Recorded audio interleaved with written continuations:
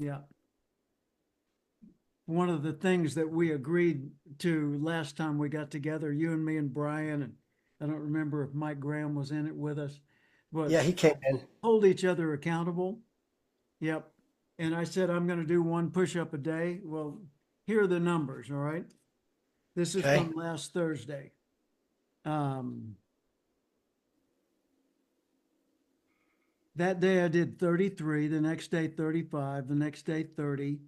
On Sunday, I didn't feel like doing them in the afternoon, so I did 10. And then later I felt guilty, so I did 12 more. And then, and the way I'm motivating myself is, Jim, all you got to do is one. All you've got to do is the one. You can get back up. And so then yesterday or Monday of this week, I did 50 sit-ups and crunches each. So that's 100 plus 40 push-ups. Oh my gosh. That was Monday. And then Tuesday, I did 30 push-ups, and Wednesday, 30 push-ups, and a full workout at the country club. And then today, I did 50 crunches and 50 sit-ups and 40 push-ups. So, Ryan, I'm true to my word. Scouts honor. You're my hero, man. Oh my gosh. Well, thank you. But it's the first push-up's the hard one. The sit-ups and the crunches would be harder for me than the Well, push-ups, I think. I don't do those flat on the floor. I do them on an exercise ball. So I lay Okay. backwards on the exercise ball and then come up like that. Okay, I've got one of those. Yeah. Elizabeth does. And that helps. And then doing the side like this, Yeah. also on the ball. And I've tried doing that on the floor, and it's way harder, Yeah. Yeah. way harder because the ball does assist you somewhat. Yes. Kind of springs you around. Doing without Hey, it. Brian. Hey, Big Brian. How are you? I'm grand. How are you guys doing? Good, Outstanding. man. So, Robin, what was it you committed to last week? That I was going to get my website finalized and that I was going to get the roadmap of the academy done, and I have both of those done. So I've been progressing through that, but I've been out several days. So well, I was in Dallas for most of last week. So I just had a couple of days this week, and I'm playing two shows this week. I played one yesterday, and then playing Saturday in Blanco. So I'm actually adding some backing tracks to my thing. I saw a couple of my buddies in Dallas last week who we've all been kind of purists, if you will. Just guitar, and if you don't have a band, you're just playing your guitar and your vocals. Yeah. And so a lot of the guys now are adding backing tracks. I've been seeing that in the Sam group, of course, as you know. And I did that 8 or 9 years ago for a few shows, and I went back and pulled those up. It sounded good. Good, and not cheesy, And it just, you and I both have been singers and guitar players in a band, not the guy that played the keyboards, the drums, the bass, and the violin all at the same time. We play guitar and sing, So adding a little bit of backing tracks back there to have me a band that shows up on time every time, doesn't get drunk, and doesn't cost any money. So I thought, why not? Very good. Very good. One of the best solo performers I ever heard was a guy in a hotel airport lounge Mhm. in Toronto. Mm. It was, 10 or 15 years ago, but he had backing tracks and Mhm. really good ones. Yeah. And his performance was excellent. Yeah. And I was jealous. I didn't have anyone to turn to show me how to get it done, so I never did it. But I wanted to do that for myself because, wow, I mean, he sounded like a full show, whereas I sound like a guy in the living room with a guitar. Well, I can show you how to do that. Cool. It's easy. It's easy today. But yeah, and I feel self-conscious a lot of times because, particularly being in this group recently, most of the musicians, the purest musicians that come in there and have a problem with it. But I've always felt kind of guilty about it, like you're cheating. And but if you're playing guitar and you're singing, or you're playing keyboards and you're singing, you're part of the band, and you just don't have a band. So why not fill it out a little bit? Because the people in the audience, 9 times out of 10, don't care. They like it because Yeah. it sounds fuller. But I'm going to be breaking it up. Like Yeah, if I'm doing a set of 12 or 15 songs, per set, I'll do half of that, maybe tracks, and half of that not. sure. There's a But anyway, guy, I've in been LA messing. named Hugo, and I've forgotten his last name. I think it's something like Garcia or Martinez or something like that. One of the more common Mexican names.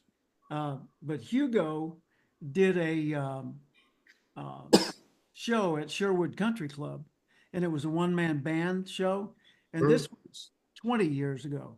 So he was surrounded by contraptions, and he'd play the keyboard and he'd do over this, I mean, he was a one-man band of the old Yeah, school. And since that time, he's migrated into better and better technology. But wow, I mean, yeah, you would hire him for the main stage of an event, and you can that's look him cool. up if you want to. It's Hugo Migo, HugoMigo, HugoMigo.com, I think. HugoMigo. Hugo Migo. Migo. Yeah. Okay. Oh, Anything. there he is. Yeah, Hugo. HugoMigo.com. Yep. There you go. That's the guy. So Brian, what's up? What's going on?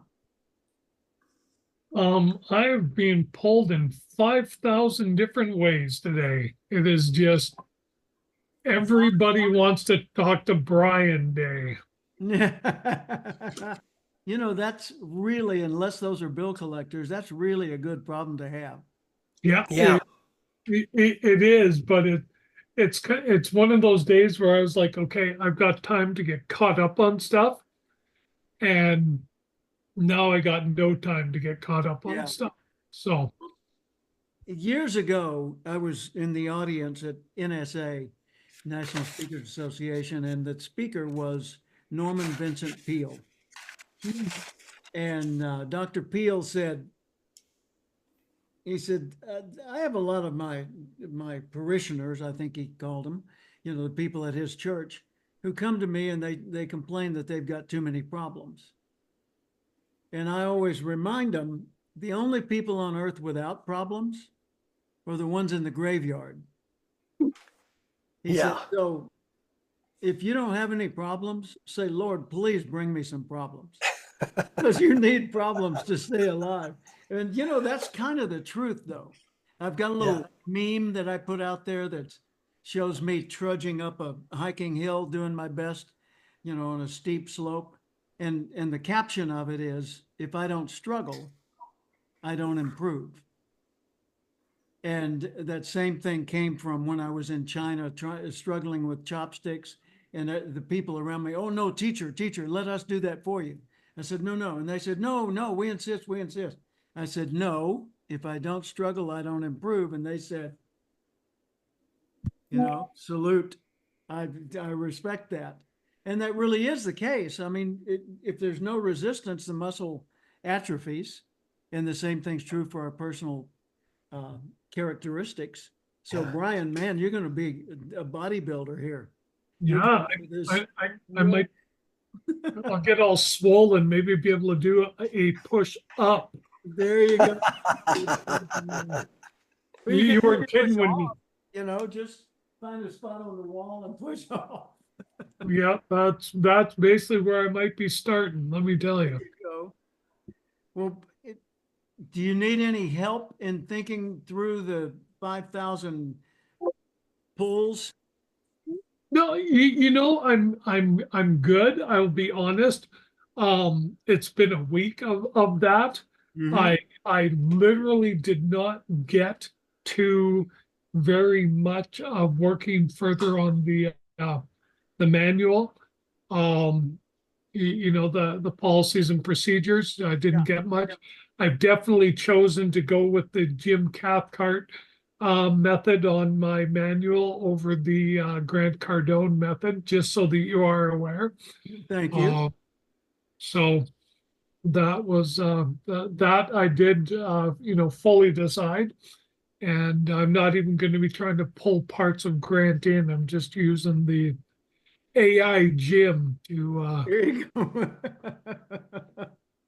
Well, my, to my thing for the office I had in La Jolla, which was the last time I had employees full-time, was I wanted everything to be so simple and obvious that if you got the manual out, it would say, here's why we exist, here's why you've been hired, here's why your job matters, here's how you know whether it's working or not, and here's what your other people need from you. Done. You know, whatever it was. I didn't want to just tell them how to unlock the door and get the office ready for the day. I wanted to mention why it mattered. You know, like a woman that worked for me came in one day in sweatpants and a t-shirt and a flannel untucked unbuttoned shirt and house shoes. yeah, And she was my director of marketing and office manager. And this was a public office. This was not some hidden away little cubby hole on the 11th floor. yeah. And I walked in and I said, whoa, casual day? And she said, well, I'm due. And I said, interesting. And I went on into my office. And I sat there for a minute or two and it was really bothering me. And she Yeah. said, could you come in here a minute and close the door? And she did. And I said, I have a request. I would like for you to dress a little more professionally when you come into the office. She said, well, you come in sometimes in jeans and a polo shirt. And I said, well, yeah, but I own the place. And the expectations on me are different. And she said, well, that's a double standard. I said, absolutely. I said, no resistance at all. That 100% is a double standard and always will be because I have to pay you and you never have to pay me. And I have to pay all these bills and you never have to pay any of them. Yeah. And I have to determine whether the business survives or not, and you don't. And she said, well, you know, and I said, no, I said, when our clients and our colleagues and our suppliers come in, I want them to have a pleasant impression of us that makes it likely that if anyone says, hey, have you ever heard of that Cathcart Institute? Then they will have good things to say. I said, so if you're feeling under free, you know, not free enough, Yeah. then tell me what's really bothering you and we'll deal with that. And she said, no, that I'm okay. And so we went on. But it really comes back to why, always why. And that's the whole purpose Yeah. of the operations manual. I've Except noted that down. Thank you. That's yeah, great. the other side of it's the legal side, and I'm not your advisor for that. What? Now I'm screwed. Yeah, yeah. You can talk to my son. He can talk legal requirements from HR all day long. That'll be perfect. Yep, there you go. He's going to more than likely be there in Santa Barbara when we go to the Cheshire Cat Inn. And as you can tell from my texts and emails, I'm getting very excited about that whole experience. So my son will be there. My grandson, Jason, will be there. That's a magician, right? He enrolled and got a very favorable fee. And and he lives right across town. So he's the one that did the site inspection and went through and looked at all the rooms and the grounds and talked to the people. And I said, well, Jason, you grew up on the Four Seasons. Give me your observations. You've been spoiled already. Give me your observations on Cheshire Cat. He said, first off, it's a really nice place. And the rooms are very nice. And the bathrooms are even nicer. And he said, and the people treated me wonderfully. I just, you know, felt totally welcome there. I said, all right. That's reassuring. Queen So, of Hearts room is mine. say again? I said the Queen of Hearts room is already mine. Yes, it is. And the Prestonbury cottage is mine. So Robin, when you get to the point that you feel like making a commitment, book your room, call them All right. or All right. email them. Yeah, we've got a total of 16 rooms, 18 bedrooms. So two of them are 2-bedroom suites, the cottages with a common bathroom. So you better know your neighbor well.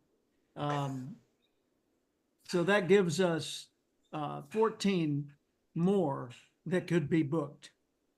And I've already got, Kira said she plans to be there. Mike Graham said they plan to be there, he and Susie. My son will probably be there, but he's able to stay any number of different places in Santa Barbara. But he'll be there as a content source because he's been working for a month in San Francisco as HR director for 3 Four Seasons hotels up there. Now he's going to New Orleans for a month, and he's going to be working down there on resetting their culture. It's interesting. Jim Jr. was in California for his whole Four Seasons career, 26 years. And Santa Barbara, Westlake Village, 20 plus years, and then back to Santa Barbara. So the second culture, besides just mainstream American culture, was always Hispanic. And so he's learned, he speaks enough Spanish to get by nicely. And he's learned the thinking and the feelings and beliefs and mores of the Hispanic culture in America. Then he went to San Francisco. That's not Hispanic. That's primarily Asian. So he had to recalibrate. He had to, well, wait a minute. Let me understand these, because many of the employees at all of these hotels, English is second language. Wow. Yeah. And so he's there dealing with, in this case, Chinese and various other Asian people, Vietnam and so forth. And a lot of those come through Western Canada, as you know, Brian. And Vancouver is virtually mostly Asian and a few Canadians. So now Jimmy is going to New Orleans, and it's mostly Black and Cubano. So you got Cubans and Blacks, and that is a totally different subculture running, parallel to the Four Seasons. And so what he has to do in each instance is he has to come into that environment and take the Four Seasons set of standards, the operations manual, Brian, Four Seasons standards and Four Seasons culture, and sell these people on not only embracing it, but wanting more of it. He's really got to sell that culture to them and have them aspiring to be a Four Seasons person. And is the culture you're referring to internal for employees or internal for the guest, or both? Internal for the employees. Yeah, because the Four Seasons culture is that kind of like in Ritz-Carlton, ladies and gentlemen serving ladies and gentlemen. Which is the best articulation I've found of that. Yeah. But at the Four Seasons, what they are about is the ultimate guest experience, and they want it to be seamless, and they want it to be ultra first class, so that the sheikhs and the barons and the royalty and the CEOs and all the leaders in the world want to be there. Yeah. And so far, for Four Seasons, it's working. Yeah. By the way, quick little aside, this book, Four Seasons, was written by Isidore Sharp. Isidore Sharp is the founder of Four Seasons Corporation. And he wrote this recently. This is Four Seasons, the story of a business philosophy. I like that. Now, Four Seasons doesn't own hotels. Hello? What? No, they manage hotels. And Wow. they tell the people, look, Robin says, look, I've got X million dollars and I'm gonna build a hotel. I want you guys to manage it. They say, okay, however, we have to be in on the construction because we want it built to our standards. So you can't hear your guest's bathroom when you're in your room. So that this and this and this and this and this always work for the guest. Wow, this is surprising to me. Never knew that, because what you just described there, the Four Seasons, whether they're managing it or not, the construction, that's their brand. I mean, it's the high quality and everything, facilities and personnel and attitudes and principles, all of that. So just to be a hired team, that's like a co-CEO almost. Yeah. And they're in a really tight contract with each of the owners of their hotels. David Murdoch who owns Dole Foods and a number of other corporations and used to own the island of Lanai, which he sold to Larry Ellison of Oracle. He has multiple Four Seasons properties. He has 2 on Lanai. He has the one in Westlake Village, which is kind of home base for him. And I'm not sure where else. But anyway, when he started building, he contacted Isidore Sharp and said, I want this to be a Four Seasons. So Jim Jr. went to work there while they were digging the hole to build the hotel. Wow. And everyone who ever worked there up until a couple of years ago was hired or fired by Jim Jr. Every Wow. one of them. You know, that's 525 employees. So we're talking a few thousand people. This book is dedicated to all our people, past, present, and future, who have created and will continue to maintain the success of Four Seasons. And I just want to show you a couple of items in here. This is the chapter on being a great place to work. See the pictures? Look at the middle picture with the hot air balloon in the background. Yep. Little girl with a hula hoop in the foreground. Yep. That's my grandson, Amber, our granddaughter, Amber. Wow. Isn't I that was gonna say something? your grandson has got long hair for that age. Granddaughter, Amber. And she's in Did you another, say Emma? Did you say Emma? Amber. Amber. I've got an Emma, I was wondering. Ah. I'm just looking to see if there's another picture of her in here somewhere. But that is just, you know, it's so cool to us to Yeah. have a family member featured in something as substantial as the Four Seasons book. I think Yeah. the other picture of her is a wedding pose where she's like the flower girl for a woman who's getting married. I don't see it right now, but anyway, this book, it's a good read. It's a really good read because it takes the concept of customer service and shows you from a 30,000 foot view what it looks like when you really, really get it right. And throughout, he's valuing his people and talking about how much he cares about them. Boy, look at the endorsements on the back. Morgan Freeman, Donald Trump, Tom Peters, Larry King, Warren Bennis, who was the distinguished professor of business at USC, University of Southern California. Wow. Yeah, for real. Yeah. Well, they're such an iconic brand and they're known so well. That and Ritz-Carlton and Chick-fil-A for their, customer experience. That's awesome. And there's I need to look another into book that if book. you're studying that subject, and that is it's Nito Kubain's latest book, High Point University. He tells the story of the transformation of High Point. Paula,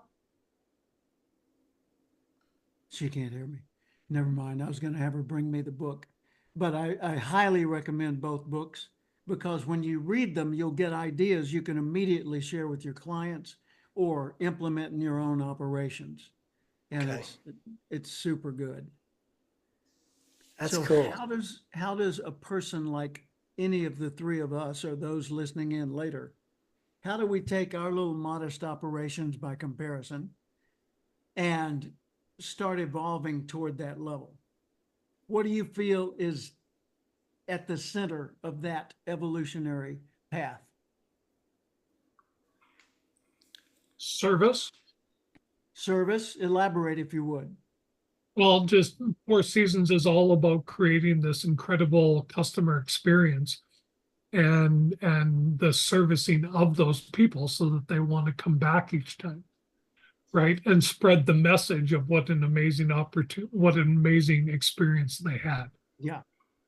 I think that's the key as opposed to service, because service is kind of like a category, for the files, and that is the file. So it's the incredible customer experience, I think. Because Robin, when you're performing, why would you want to add backing tracks? Because the customers have a better experience of the music.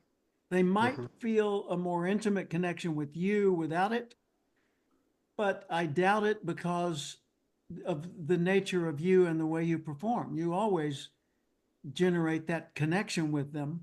This just elevates that to a higher level of musical experience. Yeah. And, as we talked about in our podcast the other day, I personally believe it's your personal performance. You can have the corporate idea, the culture, but it's the individual's personal performance, how they interact with people. So just to your point about, playing music, I play for 2 sets or 3 sets, depending on the situation. And during those breaks, I go out and I work the audience. I go to every single table and I greet them. How are you doing? How's your food? Are you enjoying the music? Is it too loud? Do you have anything you'd like for me to play for you? It's good to see you again. Great. How's your daughter, Emily, that you mentioned last week? Just to really make it personal. So I see growing as the longer I'm at a location, I'm seeing that consistent group coming back. And I mean, I don't want to sound, my tips are huge compared to everybody else that plays there. Outstanding. And it's only because I guarantee you, I'm not that much better than anybody there. I promise you, it's because I go and I greet everybody there. I make them feel special. I remember their names. I make a note after every night who I've met, and they'll ask for a card or something, and I will write them down. I'll ask the servers around. Okay, in table 7 over there, who was that? Is that Mary or Mindy? I can't remember. So, and I write a note of that. And it's funny, we were talking about my dad the other day. When my dad would move from one church to the other, he would be in view of a call, so they'd invite us and our family to come, and he would preach, and they'd have a reception for us. This was back during the day where a church had a membership book. Yeah. And you had your photos in there, your family in there, all your names and the stories about it and stuff. And they would give my dad I forgot what they called him, but it's a membership book. Sure. And he would look through it before he came. And then when he left to go back home and they were going to be just making their decision and so forth, he would mentally put a name in his brain about every person. And he'd go back through the book, he'd find their photo and he'd make notes of it. So if we got called back, which he did most of the time, I think every time, he would go back and he'd look through that book and he would remember it, and they'd have a welcome reception for us. And so you'd be, it's like a reception in a wedding line. And all of a sudden he sees this young couple in there. Jim, Paula, how are you doing, man? How's everything going at the country club? You been playing anywhere recently? And they'd be looking at what? No. How do you remember that? Oh, man, we had a great conversation. Those little things like that will make a major difference that will not be forgotten. And so I think Ritz-Carlton, Chick-fil-A, not so much Chick-fil-A much anymore, but certainly Ritz-Carlton, Four Seasons, that customer's experience. And that's why I like my little title, Rockstar Your Customers, possibly experience, not just your customer experience. That's the website and the journey, but it's your personal customer's experience. And each employee has an opportunity to make that difference and stand out. I got to show you something. Pardon me for stepping away. It's yes. in the book. Yes. Here it is.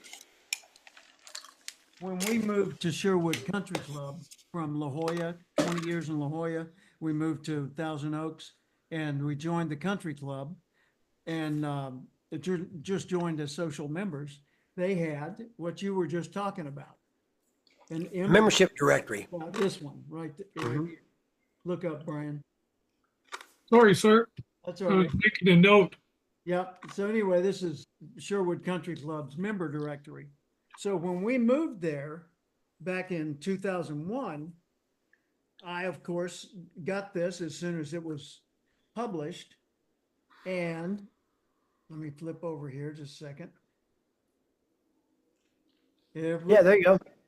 See, every page is people, and it's the husband and wife and name, and I put a little pencil mark next to the ones I had met, and I'd made occasional notes here and there. But I went through this, I'll bet I went through this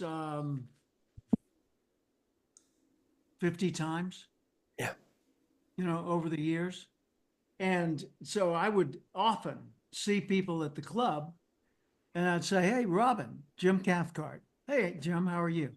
I said, "Good to see you. Hey, is Elizabeth with you today?" "No, she's over at the whatever." "Well, is she still involved in tennis?" "No, she transitioned to pickleball." "How did you know about that?" No. So Stalker, stalker, stalker. I was like your dad was. Yeah. Where I got this idea in the first place was when I was with the USJCs long ago, 1976. I was hired by Midwest Solvents Company, which is a company that makes, well, that processes wheat and wheat gluten and all that, and makes solvents for foods and for other things, liquors. They own McCormick Distilling. Anyway, they're in Atchison, Kansas, and they hired me and they sent me their company newsletter, a thing like this. And they said it's our 25th business company anniversary, and we're having 6 seminars so that we can get everybody in waves of whatever it was, like 50 people at a time, 50 couples at a time, coming to Shangri-La Resort in northeastern Oklahoma. And we want you to be the speaker for all 6 and do a seminar on communication skills. And I said, okay. So they sent me that newspaper, which was a local town newspaper insert, and it had photographs and bios. Thank you, Lord, of every one of their managers, every single one of them. And it's a big, factory. So it sat on my living room table for a month. And for 30 consecutive days, every night, I would just read it. I was not making notes or anything. I was just reading it. And I had read a book called The Memory Book at that time, written by Jerry Lucas and Harry Lorraine.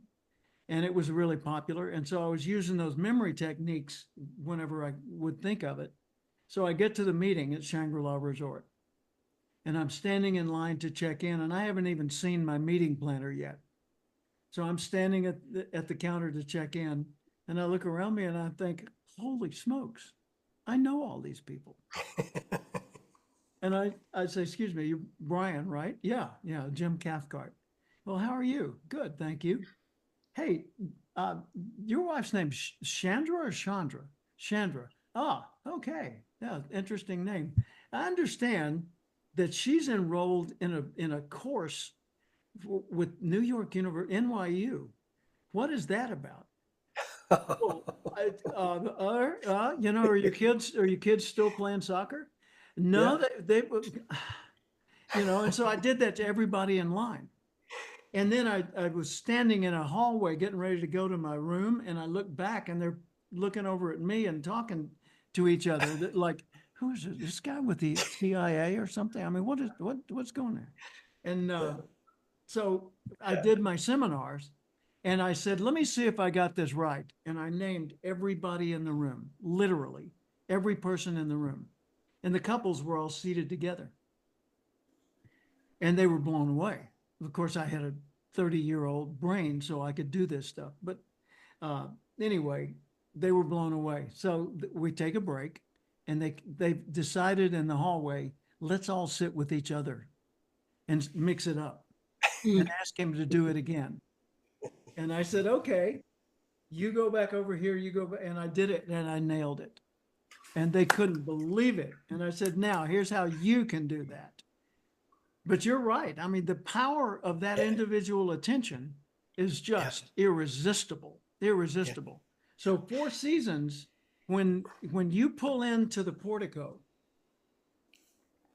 the what do they call him? Doorman, the guy in charge of the front door and all the parking and everything. He or she is in touch with the front desk, and you don't know it. Hi, Mr. Cathcart. Welcome. Yeah. And like one time I pulled into the Greenbrier in White Sulphur Springs, West Virginia. And a guy said, Mr. Cathcart, welcome back to the Greenbrier. And I said, hang on a second. First, how did you know I'm Mr. Cathcart? And second, how did you know I was back? Well, it turns out the cab pulls up, he goes on the trunk, they pop the trunk, he lifts out the luggage, tag, and reads it, and then sets the luggage down. Mr. Cathcart, welcome back to the Greenbrier. How did he know it was back? Here's how. Every day he got a printout. Today's incoming guests. And it said on his little lectern at the kiosk, and he would look at that list all day long and check off the people who had come in. And so he knew that one of his outliers was Mr. Cathcart, and that he was a frequent flyer, a return guest, because I had signed up for their Greenbrier frequent guest program on the previous visit. And so that's what's going on behind the scenes with all this stuff where people are treating us so well. Now, the question becomes, how can we incorporate that into the things that we do? And I loved your example, Robin. I got one more and I'll quit talking. I was at Bogey's nightclub in Westlake Village performing like you do in Blanco, doing the happy hour 2 or 3 hours, 3 or 4 times a month for 4 years. And I created a mailing list and a Facebook page for my music. And I got all of my contacts from Sherwood Country Club on the list. And I had 250 of them on the list. And I would send out a notice, hey, Paul and I are performing on Wednesday night from 5 to 7:30 p.m. Bring your friends. We're going to focus on Beatles music or, British invasion music. And next time it's country music. Next time it's rock, whatever. And so send us your requests and be there.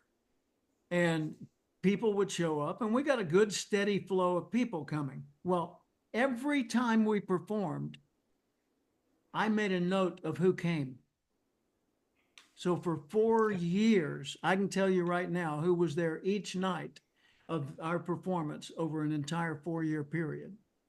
And I knew who my crew were and then who the others were who'd come occasionally. And my best night ever, I had 87 of my own people there. Nice. 3-hour performance. That's Nice. a lot. Yeah. And Yeah, it is. a little venue like a nightclub, Yeah, it is. nightclub. Yeah. And so when I left, when they changed their music, the nature of their music at that venue, I had to leave because they weren't doing that anymore. And so I bought a guitar at Guitar Center, an acoustic electric guitar, and I signed it. I said, Bogies Rocks, Jim Cathcart. And I gave it to during the performance, I gave it to the general manager of the Nice. venue. And that was really cool. Nice. You remind me of something. Did you ever know Billy Burden, Yeah, the Memory. memory guy? yeah. And he wore a wig. Yes. I worked for him for a year as his manager. Wow. He lived down the street from me and went to the same church. He knew my dad. And he and his wife, I worked with them for a year and a half, and he always wore a wig, and he had a nose infection or something. He always had a piece of cotton in his Always nose. had, yeah, that was so Yeah, off. I know. Yeah. I know, but he was brilliant with his memory. So he was, when you were saying all that, he would go through and he would memorize everybody there and do the names, and they would mix up. So that brought Billy back to me. I was newly married this was in the early '80s, mid '80s, I guess. But yeah, that's wild. I love that. He performed in Tulsa as part of a positive thinking rally, big event that was held there, and I was part of that program and involved with all those people. This was, Brian, this was a lineup of speakers. The positive thinking rallies were, let me see if I can find yeah, it'll be in here. They went on nationwide back in the 70s, the mid 70s. Oh my goodness. Positive living and the positive thinking rally. Let me find this other one. You're going to love this, Robin. It's so bizarre that we have so many bizarre connections. Oh my goodness, Dottie. Oh my goodness. Dottie Wolf. Yeah, Miss Meeting Planner, our speaker bureau agent. Yeah. And in that magazine in 1979, I think. You ready? Yep. Your brother. I thought he was in prison. It was my first big article ever published in a major magazine. And that picture was taken in 1978 at the National Speakers Convention. And then, Don Hudson, Yep. this is what he used to look like. Yep. I wouldn't recognize Don necessarily from that. No, You wouldn't recognize me either. he was one of the big headliners. He was from National Cash Register, Earl Nightingale, of course. And, here you go. Oh, see this? I took Yeah. this and posted, you don't have to see it exactly. It's Robert Schuller, Earl Nightingale, Art Linkletter, Cavett Robert, Norman Vincent Peale, Ira Hayes, and Paul Harvey. They were Wow. the leader for the positive thinking rally at this one particular time. And maybe you can see that, how big the venues were. Yeah. Tens of that thousands was- of people. Those were the heavy hitters. Yeah, and I was there, of course, and I took that flyer and I cut out Art Linkletter and pasted me and put it on my refrigerator. I swear I did that. Vision board. Yep. Yeah, and then Yep. years later in Tulsa, Oklahoma, at the same place where this had taken place, at Oral Roberts University, Yep. the great big conference center they had. Well, years later, the master of ceremonies for the big event was Jim Cathcart. And the speakers were Zig Ziglar, Norman Vincent Peale, Dennis Waitley, and a local preacher named Marvin Phillips. Wow. Dreams do come true. Yes, they do. With hard work and diligence. Absolutely. Yep. But thinking about the little cutout picture thing, that's visualization, of course. And I think people have stopped talking about that too much. I think it needs to be sold once again. That we need to tell people, look, business is about the customer's experience. And the more pleasing and satisfying you can make that, the more they'll tell others, the more your business will grow. And if you treat your own employees as customers and you make their experience wonderful, they will never want to leave you. Okay, now that's one side of the equation. That's the operational side where you do the doing, right?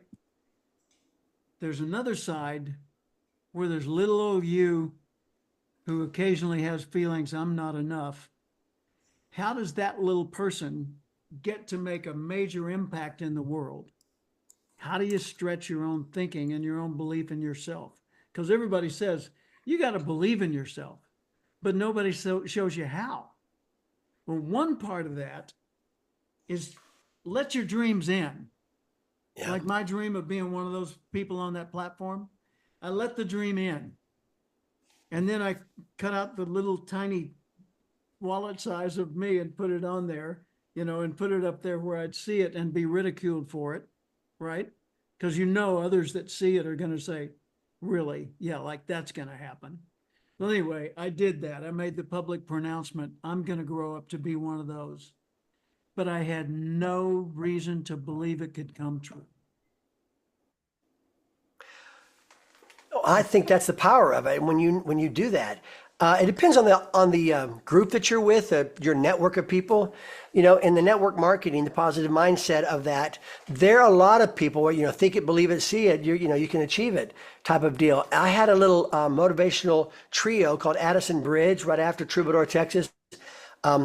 There's a link on my website that has a video of that performing. I'm performing in front of 200 premier design jewelry leaders, and it was our very first gig, and we videotaped it, and I'm talking about all of that. That's exactly what I'm talking about. And prior to that, when I was leaving the record company and wanted to go out on my own with the studio, I had a vision board of the perfect studio that I want. I was converting my garage into this full-blown studio, and it virtually looks the same. What I end up developing looks almost identical to the picture. The same thing with the cars that we had. We moved to a much bigger, nicer home. Those were coming from that. It was just about planting that seed constantly and realizing the steps that I need to make. Like we talked about the other day, plan like a producer. Okay, if I want to get there, what are my steps backwards? What do I have to do now to go here, to go here, to go here, to get there?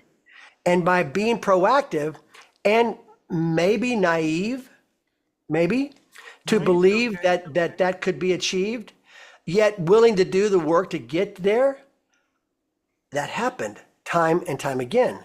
So do the work to get there, willing to endure the pain, willing to all of that. Yeah. This is from back in the 70s. I was reviewing this the other day just to see what it was because I'd forgotten. But it's like ideas I got from Nito Cobain in 1979. 79. Yeah. And December 15th, 79. Jim, you ought to produce a manual or report, a soft cover book, and use that as your workbook for your seminars and let that be kind of the guidebook for how you consult with people and all that. That's good. That thought, okay? That's good. That was one of the things. Here's notes on Tidy Car. You may have heard me talk about that group one time or another. I spoke for them a lot. That's an auto detailing company. And here, my day is worth $1,250. That's what I wrote back then. Wow, So I that's wanted good. to do whatever I could to get it to be worth that. I just signed a new client this week, coaching video and marketing coach for 3 months. And I went back to some of my old coaching and some of my proposals and pricing. And for my Rockstar Speaker Academy, my prices were so much higher then than what I'm considering now. It made me stop and say, shut up. What am I thinking? No kidding. My time is well worth it. And so, I just signed a contract. The payment and the check is coming tomorrow with the signed contract. It's to coach him through a new keynote, do a video for him, and then do some marketing assets for him as well. And it's almost 20 grand. Yeah, So, Nice. yeah. it's very reasonable. And he's a friend of mine. I've worked with him before, and he's an average speaker, but he's a brilliant sales guy. But we're trying to reinvent what he's about. But my point was just, you hit me when you said 1275 back in the 70s. Yeah. I have long sales letters and stuff when I was doing speakers, and I was bold. I had a mastermind group that I had $28,000 per person, and I limited 12 people, and I sold it out twice. Wow. Yeah. And I wouldn't think about that today in light of all the, stuff that goes on, but that's underselling what we can deliver if we can prove that we can deliver it. And I had a lot of accolades and proof at that point back in the day. But Brian, I wanted to ask you something or Yes. mention to you something. What we were just talking about, think it, believe it, see it, you can achieve it type of deal. I was talking with Jim the other day, and part of my mindset, how I've worked over the years from a producer, is always to see the end result. If I'm working on a television show, what is the audience going to expect with the idea that I'm creating? Is it something they even want? Or do they need? They won't watch it if they need it. They'll watch it if they want it. Try to find out what that is and then step backwards. What are the steps that I have to accomplish, to reach the end, starting here? And if I just start here and I start going forward without having a clear picture of the end, then I very well may be off track. And so then when it comes to working with a business and you've got customers, not an audience, but a customer, what are their wants? What are their needs? You got to know that. But what do they want? Because you can't sell the need. You got to sell the answer to their wants. And so by looking at that, first getting clear on your avatar, we've talked about before, if you know what that is, and you know the steps that they're going to have to take once they've gotten a ticket, and you work back within your mindset for that customer, then what does your franchisees need to know and do in order to gain their buy-in to hire your team? And if you can figure out those steps from the very end and then work backwards, okay, that's got to happen, but how do I get that to happen? And this has got to happen in order for that to happen. In order for that to happen, this has got to happen. And thereby this and this and this has got to happen. So here I am now. I can't think about the fourth step yet. I've got to get to the second step and make sure that's congruent to where the path is to get me to the home run. And I know if you're anything like me, I struggle sometimes wanting to jump ahead, and I haven't gotten clarity yet on the end, really, to know what I need to be doing for that second and third step without jumping further ahead to the fourth step. So you mentioned, as we started today, that you've been bogged down a little bit and hadn't gotten some of that other stuff done for whatever variety of reasons. There's no problem. But I would encourage you to think like that, is to start with the person who got the ticket. Crap, pissed off, I got a freaking ticket. What's the next thing they're going to look to do? How do I get out of it? Who do I call? Do I get a lawyer? Do I go myself? What day of time is that? Can I get off work? If you walk through their journey thinking that they just got a ticket and they got to go come tell their parent or their spouse, work it from that starting point and then figure out all the steps in between there that they need to experience when they are looking for the answer to get out of it by finding you. And you've got to deliver on all of those steps to when they Google something, when they go something, that's an answer. That's a good one. I'm going to find out a little bit more. No, that's a better answer now that I get deeper into it. Oh, that looks really good. Maybe I can, that great testimonials. I can find that. Oh, the price is going to be well worth it. If you can get that journey down, and that's what your model is, that's what your manual shows for every one of your franchisees, that's a pretty good roadmap to think about. Sure is. Like that. Thank you. Yeah. Did it make sense for you to use that line, got a ticket, you've got a friend? Yeah, I'm trying to incorporate it right now with what I'm trying to do with everything. I've got to change, we're changing up some of the, like the little blurb you get when you do your Google AdWords. Yeah. You get a short little blurb with it. So I saw definitely. that on a billboard in my mind, driving along the heavy. That's good. Yeah. But, by the space on the billboards in the areas where the traffic, where the speed traps are set up.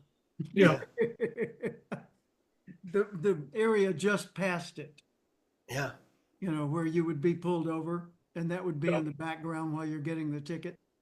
I don't understand why the cops won't hand out my business cards, but Yeah.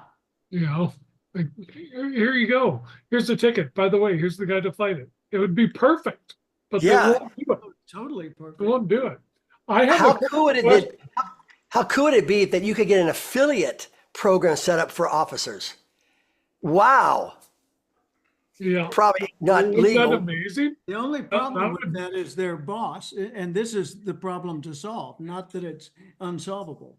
Their boss, meaning the sheriff or the chief of police or whatever, the accountable person for the budget, Yeah. that person is saying, Robin, you only gave 11 tickets last month. Dude, we got to get the revenue up. Yeah. You're taking money from us. Yeah, yeah. oh, I figured it out very quickly. What I figured out was I had to generate X amount of revenue in order to cover my salary, right? That's what I figured first of all, so that I was a net positive. But what I also figured out is they had no scheduling commitments in terms of my days on or my days off.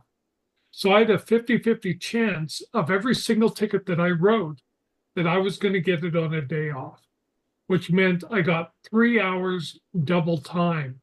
Mm, So every 2 tickets I wrote, I got an extra 6 additional hours of pay for court, right? So I actually had my numbers, conversions and everything, crunched all the way down.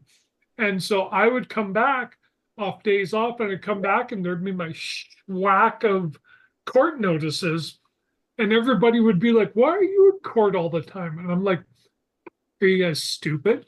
I'm like, write more tickets. You want to stick a few $100s into your pocket every single day off. wow. This is how you do it. So it's a disincentive to giving people a warning or just keeping the traffic safe. Yep. How about that? By the way, before I forget, this is the Nito Cobain book that I was thinking about a minute ago. Extraordinary. Thank you. Extraordinary Transformation. Yeah. And it What a story that is, too. yeah. What he's done. No. Wow. Best run, number one best run university in America, according to according to, I think, Princeton Review. That's amazing. Best run. Boy, talk about an accolade. I mean, Yeah. that's even better than best academics, right? Yeah. Yeah, for sure. And the fact that they're teaching life skills. Yeah. Yeah. America's premier life skills university. Yeah. That's pretty good positioning, Brian. Yeah, that's incredible. I have 2 things I'd like to bring up Okay. before we wrap it up here. First of all, Kira knocked it out of the friggin' park with that sizzle reel. That was amazing. The timing of the music and everything was just that was awesome. Yeah. And Chandra is tickled that she's in the video. Yeah. Um, I'm tickled she's in the video. What a great testimonial. Wow. Yeah, it was. Was. second Life of, changing. second of all, Jim, I did want to ask, how does this book thing work with you? Because I know it was part of the Going Pro thing about doing a book with you or something. Tell me about that before we wrap it up. Well, there are several ways that I can work with a person on a book. One, I can take, for example, one of my books, let's say it's the Acorn Principle. Yes. Person wants to build a career around doing assessments of people and of organizations. Well, the Acorn Principle is ideally designed for that. Yep. And the only reason that didn't happen was because of a really poor choice in partners on my part. And so I ended up in a courtroom instead of a collaboration. But the Acorn Principle is all mine. So if a person wanted to do that, then what I would do is lay out a business plan with them, and then they would basically buy in to that material. They would pay me a fee to become a part of the ongoing intellectual asset of the Acorn Principle. And so we would collaborate, we would co-author, revise, they do most of the legwork they would do because I've done all the Yeah. heavy. And then we would go to a publisher like Michael Butler, or we'd go to someone like that, and we'd figure out the publishing schedule. And it would either go that way or go to mainstream New York and go the long form, which might have more value, but might not. But those costs would be on the part of the person coming in, because they're taking my work and we're going forward together. That's kind of what happened with the new relationship selling. Victor Yeah. Antonio stepped up and he said, I want to do this. I love the content. Let's revise it. I said, okay. And I sent him all the assets he could want, all the information, all the research, everything. And he put his material with it. And then he chose the publisher, and he and the publisher worked out all the editing details. And I was just in a position where things would be sent to me for editorial comment and approval. And then the book came out, and he did the promotion on it, and I put it into my pipeline and announced it to the world as well. And that's the new relationship selling book. So if anyone's buying that from me after I exhaust my existing supply, which is about maybe 100 books at most, then I'll be fulfilling only those. That's way number one. And that means the book's already written, you just got to rewrite it. Yep. Way number two is you come to me with a book that you've got mostly done, and you just want my refinements on it and my involvement in it. Dennis Madden and I did that, not straight up like that, but pretty much. Dennis,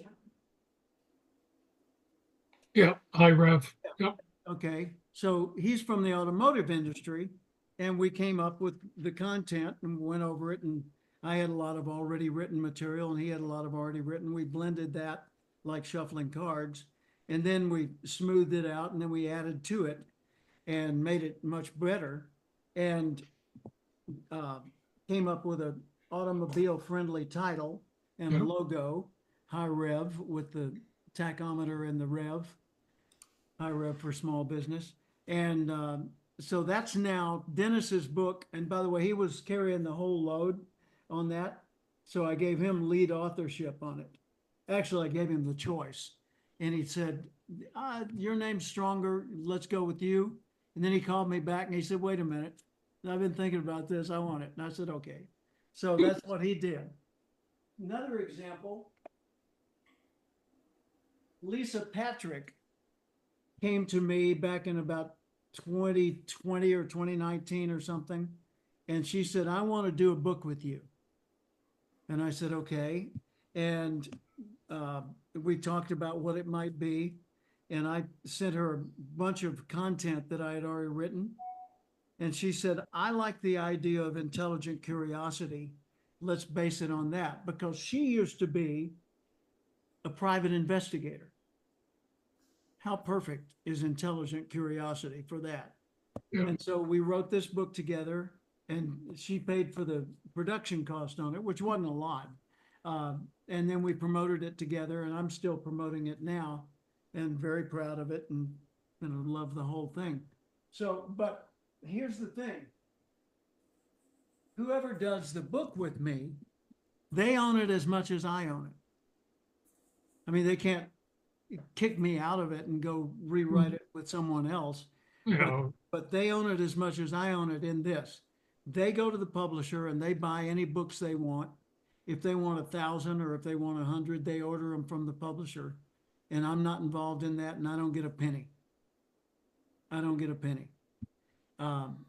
I order books from the publisher and they don't get a penny. So there's no bookkeeping burden on either person.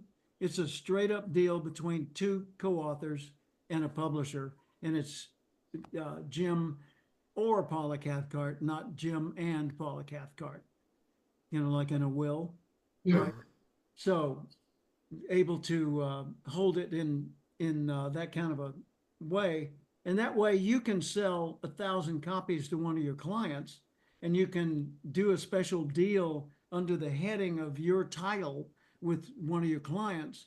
And I'm not involved at all, except that when you order from the publisher, a little bit of royalty is produced at the publisher level. And that's where I get my trickle of income. But I also get the benefit of your promotion, and you get the benefit of my promotion. Yeah. And we get the benefit of each other's name in the marketplace. So it's, it makes it a pretty easy deal. I've got another guy who he wrote the book and he sent it to me for editorial comment. And so he's just paying me to guide him in making the book better, turning it into a more of a meaty piece of work. And then, I've got the capacity to come up with a ghostwriter. So I could have both of us interviewed by the ghostwriter and have it completely written and pretty much finished, waiting our approval. So there's that. And that costs more because you got to pay the ghostwriter, of course. But it's just, different price points for different ways of approaching it. And there's there's one more thought, and that is this. I'm in this book. I was just going to ask you that. What's Yeah. his model? Yeah. That's a typical model, but what did you have to do there? This is done by a lot of people. Yeah. The concept is you get a different author for every chapter, like Chicken Soup for the Soul. And that person, each person will promote the book. In reality, if you've got 20 chapters, they're going to be about 4 of those people that are going to really promote the book, and the other 16 aren't. They'll tell their mom, but that's about as far as it goes. So Craig Duswalt put together Rockstar Entrepreneurs, and he contacted these authors. And one of those is me right there, and another one's Scott McCain, and another one is James Barber, who was the Phantom in Phantom of the Opera. And another one is Air Supply, so that was co-written by the members of Air Supply. And Jeff Crilly, who's out of Dallas, that does podcasts, and on and on down the list. Each person has a limited number of words they've got to produce. Here's mine. Now, obviously, I'm going to do mine on how to become an expert. Yeah. Because I want everything I do to be congruent. And so mine has 1, 2, 3, only 3 pages. But it's got my contact information in there. And so that's useful. And I can buy these for, I don't know what it is, but let's say it's $5. Well, of that $5, some of that money goes to Craig. So he makes his money just off of us ordering the books and reselling them. Is there a price point limit of what you can sell it for? I think it's got a recommended retail price, but I don't know. I did several of those books with Jane, with her speaker launcher, Atkinson, back in the day, with Callaway and Larry Wingett and Scott McCain. John McCain. Yeah, Scott McCain. Mark Scott Sam- McCain. Yeah, John McCain. What am I thinking? Yep. And Sanborn as well. And that was just promo. That was it's good promotion for us, because that was a popular book back in the day. And I was in 3 of the 4 series, or 2 of the 3 series, I guess it was. But yeah, Well, here's a thought. I've been approached by a couple of publishers that have said, "Hey, why don't you do a book of experts, Hmm. ebook?" And I like that idea. I like it a Yep. lot. I just thought of that. I was just right now. I was like, ooh, a chapter from each CPE. Absolutely. And on that, it'll just be probably just a shared cost thing where we can get it out there and not worry about buy-in and all that kind of stuff. So that's in our future. I want to get the CPE listings on e-speakers up to speed. so that we've got as many of those as practical. And, so people can go there and see the list and go, wow, I want to be one of those. And, then once we've got, and we've pretty much got close to it right now, we've got 25 CPEs. So, it's highly likely that all 25 of those would want to do a chapter in a book if it didn't cost them much. And, so we could produce one. I think I'm going to wait until sometime next year and do it. So we've got a few more people involved and a little more focused presence in the marketplace. Yeah. Because it needs a good back end. Yeah. It also needs a plan. If it's a book of experts, then it needs to have a general idea that's the thing you'll learn if you read this book. Yeah. Whereas this one is supposedly about entrepreneurism, and some of those others are about the particular aspect like customer service. This one needs to be about how do you build a business as a professional expert? How do you build a practice as a consultant? How do you build a clientele as a coach? How do you build a career as a speaker or an author or a subject matter expert? And so I think that'll be something people will want to have. How do you become a thought leader? Right? Yeah. Yeah. Good. Yeah. Oh, Very good. by the way, the final one I was mentioning, the guy wrote a book about golf. He wrote the book, 18 chapters, obviously, 18 holes, and he sent it to me, and each one is fairly short, like those that I just showed you. But it teaches a neurological concept that you can use to trick your mind into doing what you want it to do,